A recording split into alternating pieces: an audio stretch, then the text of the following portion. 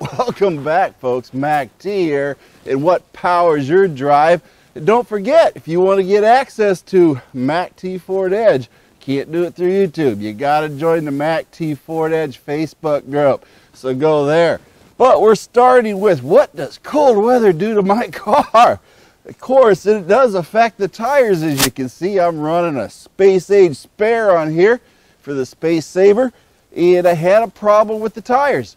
And cold weather does affect your Ford Edge tires, engine, everything. I'm going to go over what it does to your car and what you can do to help make it better so you got a sure start in the morning when it's about 15 below zero. As you can see, it was colder, but it is still 5 below zero. So we're going to go ahead and crank over our Ford Edge and check out on Forscan what all the temperatures are and what's going on when we're starting the Edge, and of course what to check to make sure we get a good start. Yes, I have Rufus back, and I just got done picking him up from the garage. Hey, #1 shape. But anyway, I was going to also have to address one other thing before my interruption here.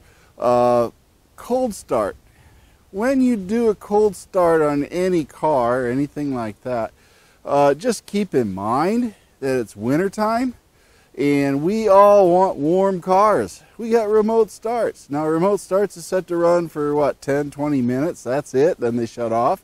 That is to conserve fuel and also keep it from running forever. But how long do you need to actually run your car before you need to take off?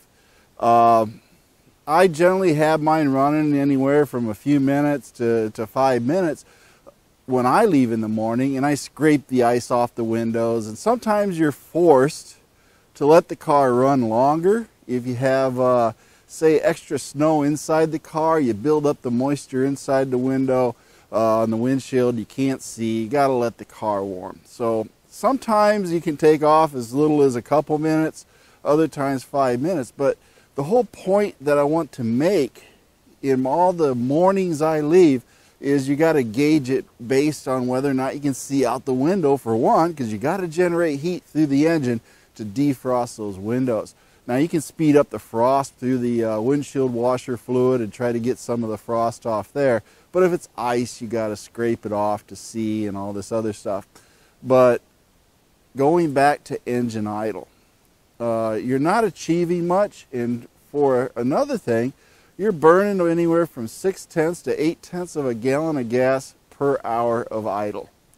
So your gas mileage is going to take a hit. Now, running it, letting it idle, warms up the system. Okay, it gives you some heat inside the car. It gets everything going. But if you do have to take off quick and say the windshield's good and all this other stuff, then when you do take off, keep in mind, transmission fluid, as you saw or will see in the video following this, is it takes a while for the transmission fluid to warm up. So you don't want to gun it and just start beating it, because that's hard on the valving system and everything else on the transmission. So you want to sort of ease into it. Start out slow and just build your momentum. Let things work in and get warmed up, because you'll see in that video that I am going to have after this how cold the transmission fluid is, and that ought to give you a little wake-up call to how easy you need to take it on your car. And I'm not saying the Edge either. I'm saying all cars are going to be in this situation. So you want to take and make sure you do warm it up. But again, when you do start, slow and easy. Don't let it idle forever, because, you know, after all, that is hard on the engine too. Not having a lot of different changes in RPM to get the oil pump going good and all this other stuff. You want to make sure you get that oil flowing through there also. So my word of advice, what I do is I gauge it by the conditions in the morning that I have to do. I usually start my Edge. If I have snow to clean off, I clean off snow, etc., get everything prepared, loaded, and then by that time 5 or 10 minutes has passed, and then I'm ready to take off, and then just drive normally, easily, and of course do that, and you should not have any problems. So that's my word of advice and my own experience and opinions on what I do. I just wouldn't let it idle forever and ever, folks. You're not gaining anything after probably the first 10 minutes. After that, that's why the remote starts turn off, because you're not going to gain anything. And the edge is already starting to warm up. So maximum 10 minutes, go out. I do want to address one thing. In some foreign countries, if you're in this country, I do know that it's against the law to let your car idle. Also, in some cities and states in the United States, it is against the law to leave your car running when you're not in it. Most of it's because of theft reasons, okay? People see cars running, boom, they jump in your car and take off. So you want to make sure you do have your car locked up, and it's never a good idea to leave your vehicle idling with the keys in it. Hey, look at me, take me, right? So you want to make sure that you do watch out for those laws, and if you have cities like that that issue tickets for idling cars with nobody in them, then deal with that on the legal aspect. But that's my advice for it, so enjoy the rest of the video.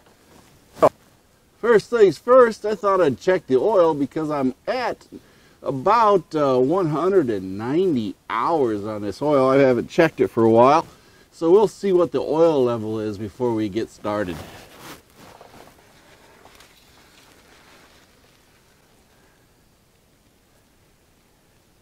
And as you can see,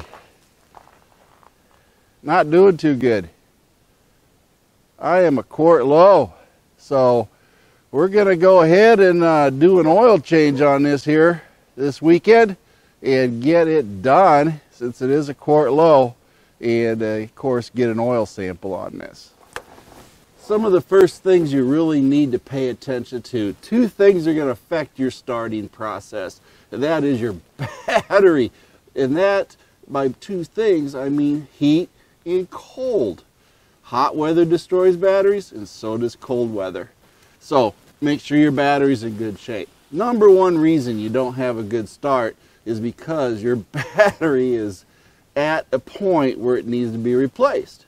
So checking your battery before you go into the winter will assure a better start. Now the next thing you want to do, of course, is make sure you check all the other maintenance items, air filter and all that stuff. But what we're really getting at too is your coolant. Make sure your coolant is up to level. In this case, mine is nice and full, and that is good, being we have 221,000 miles on here. Make sure you have your windshield washer fluid in there. Make sure you get a good quality one that is, of course, rated for the temperatures you're going to experience. I see them for sale. Like I have the Rain-X, and it's rated at 20 below, but some of the blue stuff and other ones are going to be rated down to 27 to 30 degrees below zero. After that, it's just too cold, folks. So when you want to make sure that this is, a lot of times your lines right here, very thin, and of course the fluid will take and freeze in these little lines here, and there's nothing you can really do about that. So you want to make sure that whatever you do, you make sure you got good quality stuff in there. Keep the engine oil, of course, changed and full, and then also transmission fluid. I'm going to cover that when I start up. But your transmission fluid, you want to make sure you got a good synthetic in it. This is the reason why. When you start it, that transmission fluid, as I'll show you on the Forscan, is going to be nearly the temperature of the ambient outside air temperature. That means since it's 5 below zero, essentially my transmission fluid is 5 below zero. Same for my engine oil. It's 5 below zero. So that means that the oil pump's going to have to suck this thicker, viscous fluid up and pump it into the engine. And that's essentially going to make a drier start. And that, of course, attributes to wear. So when you go to start it, you want to take it easy on it. Let it run a couple minutes before you take off. Let the oil try to circulate, try to warm up. And then the transmission, I'm going to tell you as I go through the transmission and of course go through what's the start of it is and where it goes and how it heats up, to tell you how it shifts, because that cold fluid in the transmission is going to delay your shifts. It may not even allow it to go into overdrive sometimes. So you want to make sure that you do start out driving easy. Don't go rapidly and gun it, because you're going to cause problems. So you want to go slow with it. Now, as far as the transmission fluid, that's the big thing. Just understand it's cold and it has to get warmed up in order to start shifting good. So take it easy. As far as anything else, tires are important. You want to make sure you have good winter tires, preferably snow tires, on your edge.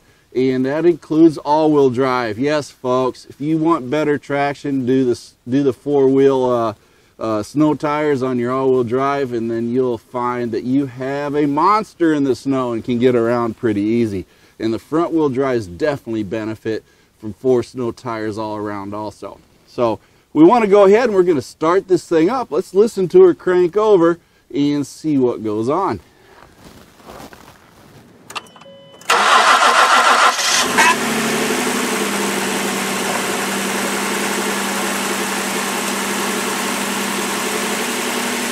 Now, as you can see, transmission fluid in the bottom right is -2 degrees.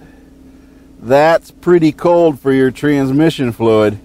So you want to make sure that whatever you do, you take it drive slow, because it's going to take a while for that to heat up. And then our engine coolant temperature is at 50 degrees, and it's been running for about a minute now.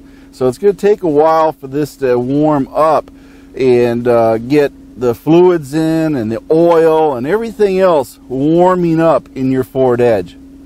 So I don't think anybody's ever shown a cold start with the Forscan of what you're looking at, but even your cats are still trying to warm up. Fans, of course, aren't going to turn on because it doesn't need to.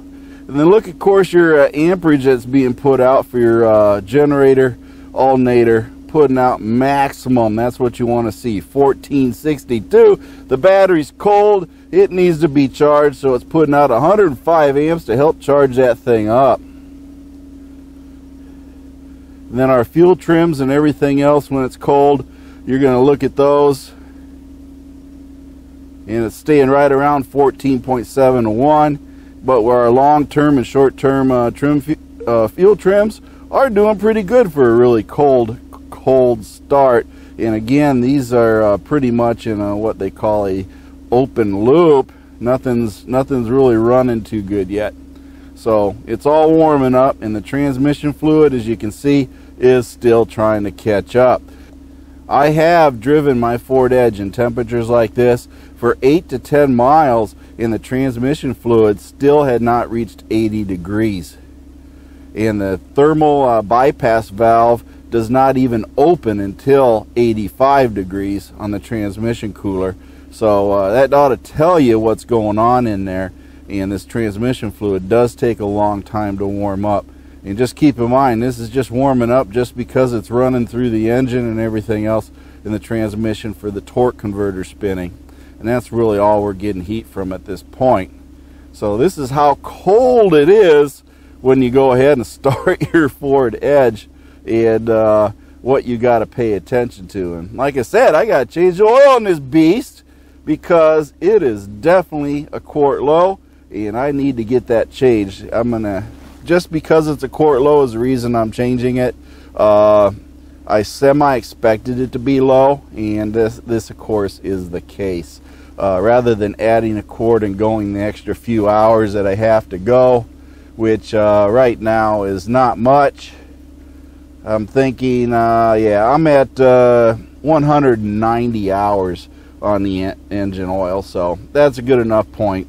I'll go ahead and get this oil changed. But this is your cold weather start.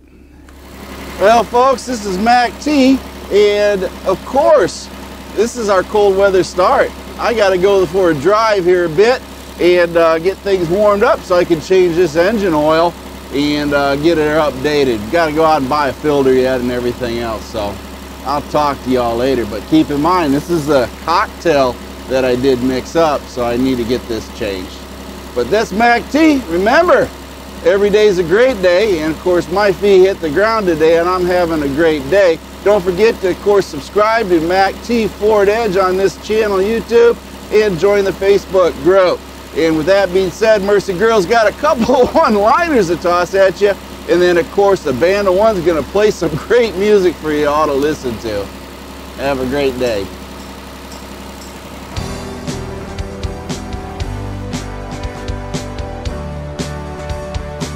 Thank you for watching MacT's videos, and remember to like and subscribe. This is a Mercy Go production.